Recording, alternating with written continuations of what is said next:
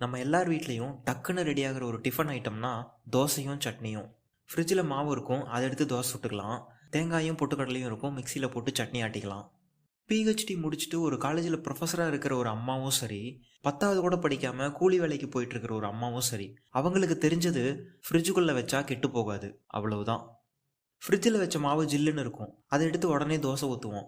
இவ்வளோ நேரம் ஜில்லுன்னு இருந்த மாவு திடீர்னு சூடாகும். நாம் சாப்பிட்ற ஒரு உணவுப் பொருள் அதோட தன்மையை, அதோட டெம்பரேச்சரை திடீர்னு அதிகப்படுத்தும் போதும் இல்லைனா திடீர்னு குறைக்கும் போதும் அது உணவுப் பொருளாக இருக்காது, விஷமாக மாறிடும். ஃப்ரிட்ஜில் இருந்து எடுத்த ஒரு உணவுப் பொருள் அதோட நார்மல் டெம்பரேச்சருக்கு வந்ததுக்கு அப்புறம் தான் நம்ம சூடு பண்ண ஆரம்பிக்கணும். ஆனால் அந்த பொறுமை யாருக்கும் இல்லை. அப்படி பொறுமை இல்லாத நமக்கு இந்த வாழ்க்கை எங்கே தெரியுமா பொறுமையை கற்றுக் கொடுக்கும்? இந்த மாதிரிலாம் சாப்பிட்டு நம்ம உடம்புக்கு எடுத்துக்கிட்டு ஹாஸ்பிட்டலில் போய் பில்லு கட்டுறதுக்கும் மெடிசன் வாங்குறதுக்கும் க்யூவில் நிற்போம்ல, அப்போ நமக்கு அந்த பொறுமை இருக்கும். இது ஒரு பக்கம் இருக்க, இதை விட கொடுமை என்னன்னு கேட்டிங்கன்னா, பிஸ்கட் பேக்கெட், துவரம்பருப்பு, கடலைப்பருப்பு இதெல்லாம் கூட ஃப்ரிட்ஜில் வைக்கிறாங்க.